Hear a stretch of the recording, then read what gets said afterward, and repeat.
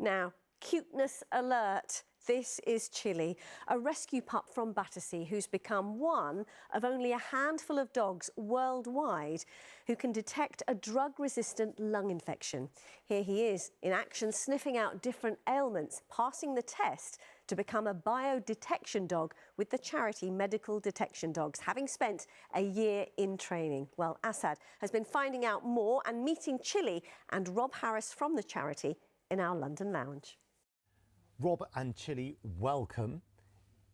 Lovely to have Chilli here, who's being trained to detect a disease which can be quite hard to detect in people with cystic fibrosis. How on earth do you go about training a dog to do that?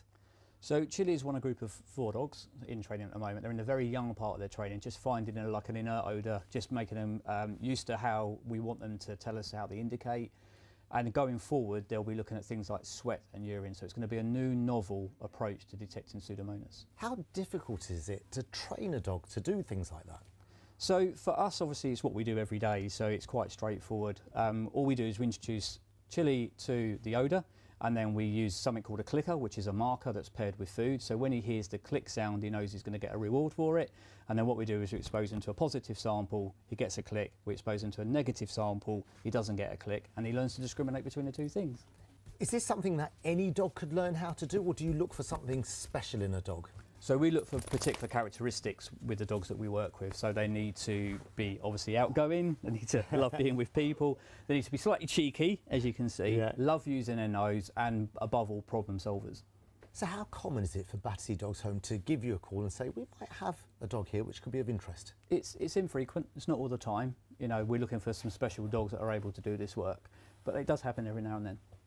Where do the limits lie with what dogs can do? It seems like there are no limits, really. I mean, they're doing the kind of things that even in a hospital, machines might struggle to pick up.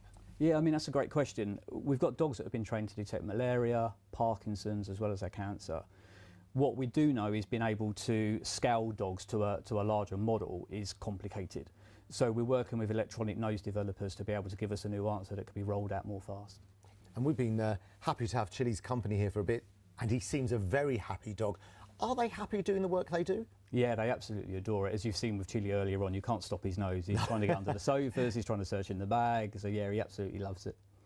And how much trouble would I get in if I got my cameraman to distract you and I perhaps took Chilli out for a quick walk around the park? A lot of trouble? No, I don't think. I think I could let you do that. Okay. As long as you're supervised. Well, it's a real pleasure to have you and Chilli in with us. Thank you so much for your time. You're welcome. Thank you.